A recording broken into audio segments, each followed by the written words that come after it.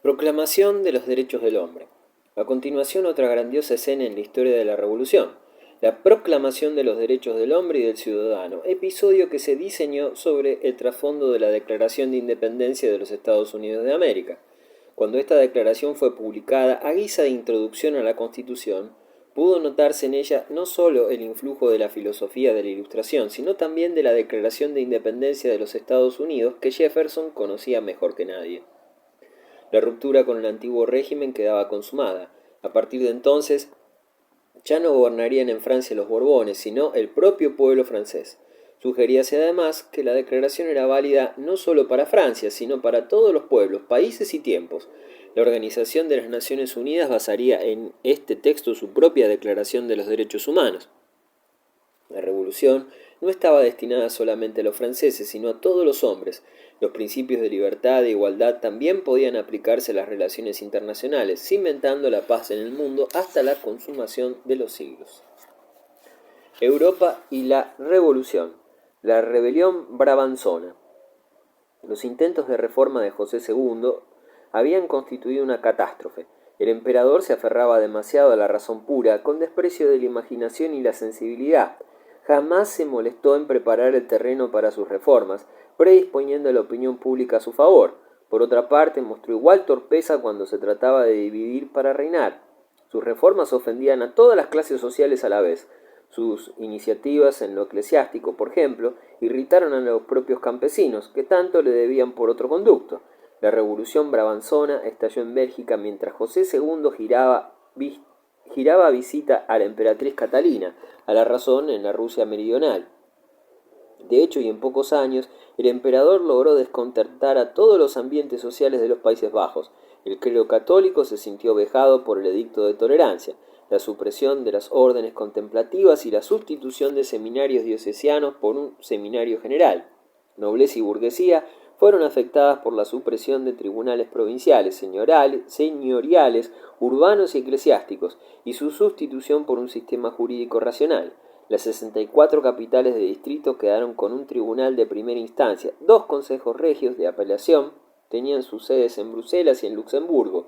Un Consejo Soberano de Justicia, centro único del Poder Judicial, trataría de los casos de revisión, cuando las sentencias pronunciadas por las 2 primeras instancias no estuvieran de acuerdo.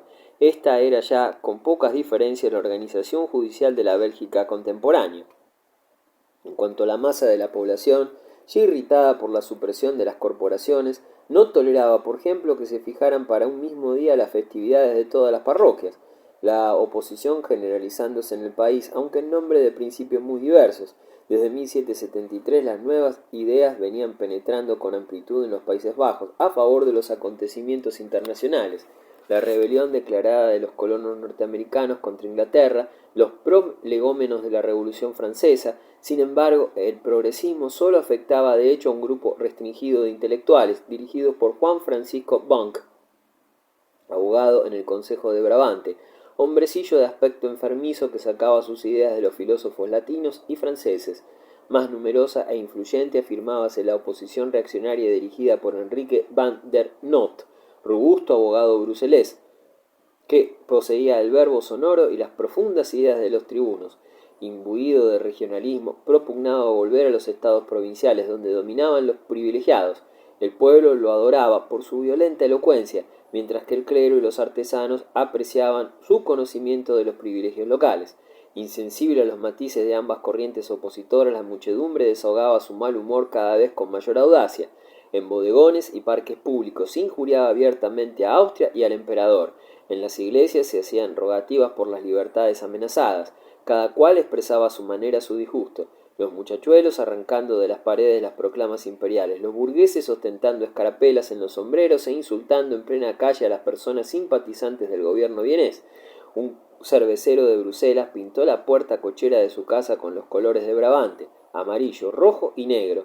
Los campesinos que iban al mercado acudían en tropel y gritaban: «¡He aquí un verdadero patriota!». Las autoridades austríacas reaccionaban inútilmente con arrestos, pesquisas e instrucciones judiciales para mantener a raya la rebeldía, que impulsaba irresistiblemente Bunck y van der Noot a unirse pese a las divergencias de sus puntos de vista y caracteres antagónicos. el contagioso ejemplo de Francia. En aquellos precisos momentos el pueblo de París se aprestaba a defender los derechos del tercer estado y a apoderarse de la Bastilla. Los belgas, exasperados, hablaban en voz alta de seguir el ejemplo de los franceses. Tirlemont se rebeló. Secundada por Mons, Lovaina y Tournay, reuniéronse en la frontera holandesa 3.000 voluntarios armados de viejos fusiles de caza y esparciéronse por el campo al mando de Juan van der Merch, coronel retirado del ejército austríaco. En Thorn, los belgas diezmaron valientemente a 2 regimientos de infantería y dragones imperiales. Luego, una ofensiva algo desordenada partió de Flandes, exterminando a los últimos guardias austríacos.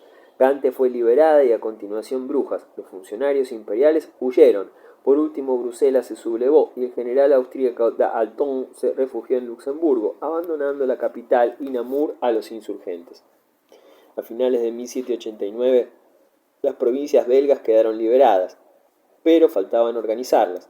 La caída del poder austríaco había sido sobre todo obra de los bonquistas, pero las multitudes, siempre más aficionadas a tribunos que intelectuales, se apresuraron a aclamar a Van der Noot, quien se dirigió a Santa Gúdula en una carroza regia, rodeado por los alabarderos de la corte. Van der Noot consiguió suplantar sin esfuerzo a Bonn, cuando los estados generales de Brabante, reunidos en Bruselas, convocaron a los diputados de las otras provincias para reunirse el 7 de enero de 1790. Después de 4 días de congratulaciones y discusiones a puerta cerrada, los Estados Generales promulgaron un acta de constitución de los Estados belgas unidos. Con toda evidencia, los redactores de tal acta de unión tenían presente el texto de la Constitución americana, puesto que frases enteras de esta se repiten en el documento belga.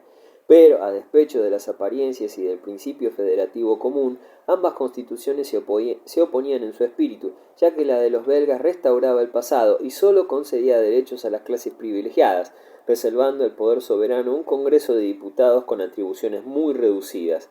Al frente de esta república condenada por sí misma a la impotencia, Van der Noot asumió el cargo de primer ministro. Humillado ya en los Países Bajos, José II perdía también la aureola del poder imperial, participando en la guerra ruso-turca. En ella, los austríacos, sin entablar un solo combate, perdieron gran número de hombres y todo su prestigio en una campaña improvisada por jefes incapacitados. Igualmente, en Hungría, las rebeliones hacían furor. La ruina de la Casa de Austria parecía inminente. En sus últimos años, José era solo la sombra de sí mismo, devorado por el paludismo y la tuberculosis. Sus fracasos políticos apresuraron su fin. Murió el 20 de febrero de 1790 en Viena. «Vuestro país me ha asesinado», confesó al príncipe francés de Ligne, niño mimado de una Europa que desaparecía. Monarquía con derecho a veto. El rey a las Tullerías. Entretanto, la Nueva Francia comprendía que aún le faltaba mucho camino, combatiendo desde luego. El 5 de octubre de 1789 se encaminó al Palacio de Versalles una multitud de mujeres obreras, tenderas, sirvientas, prostitutas, unas bien vestidas y otras en harapos, pero todas armadas de trancas, bastones, horcas o fusiles. Bajo una lluvia torrencial y un cielo plomizo franquearon los 30 kilómetros que separan Versalles de la capital, a fin de pedir al rey pan para los parisienses y sanción legal para las decisiones de la Asamblea Nacional en sus sesiones del 5 y 26 de agosto. El embajador de Inglaterra no supo dar más que un cómico espectáculo en este cortejo del que se encariñó la posteridad, considerándolo como uno de los más famosos episodios de la Revolución. Luis acaso opinó lo mismo al ver a esas mujeres andrajosas, vociferantes, histéricas, aunque el espectáculo no dejaba de inspirar temor. Por primera vez la pareja real se hallaba en presencia de una poblada exigente, a la que las decisiones de la Asamblea Nacional reconocían parte de la soberanía. Mientras muchos varones se adherían a la manifestación de mujeres, en las mañanas del 6 de octubre, esta muchedumbre asaltó el palacio, tras encarnizada resistencia de los guardias de corps. La refriega causó víctimas y la reina, perseguida por el pueblo por aquellas salas que entonaban un himno a la grandeza de la monarquía, escapó a duras penas de una muerte horrible. El marqués de Lafayette, al frente de la Guardia Nacional, salvó la situación.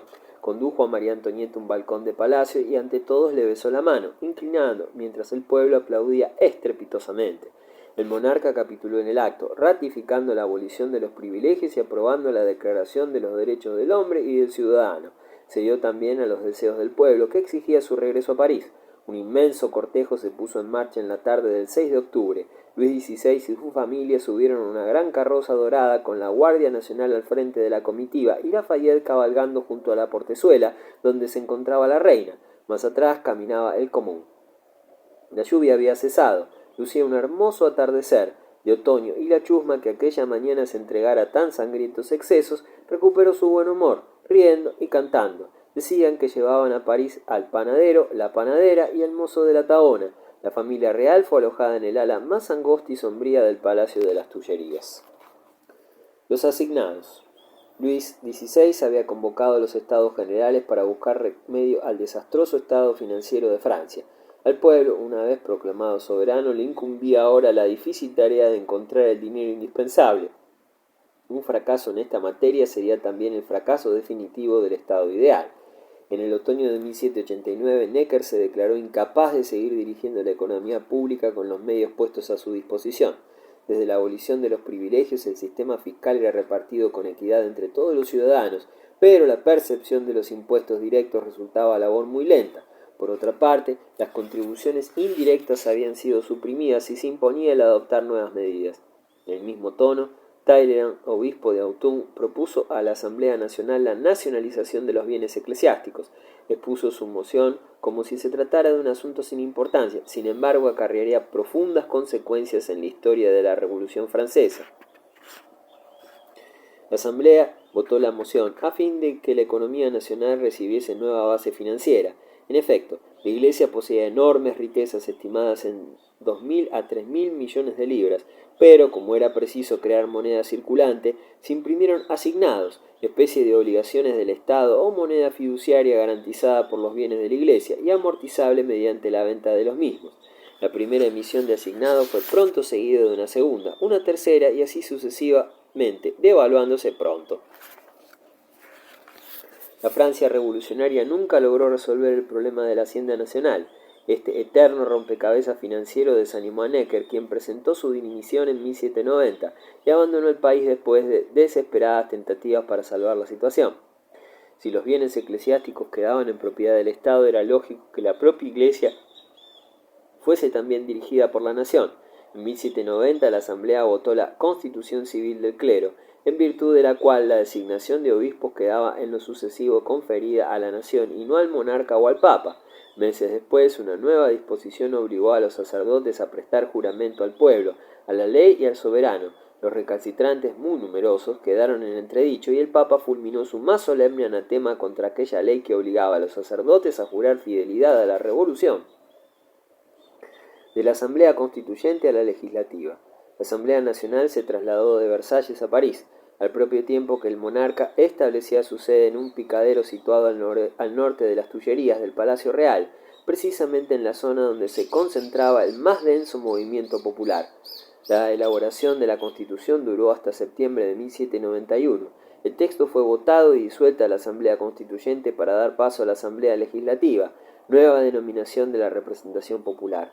No obstante, la Constitución en sus líneas generales ya estaba dispuesta desde comienzos de 1790. Fundadas en la Declaración de los Derechos del Hombre y del Ciudadano.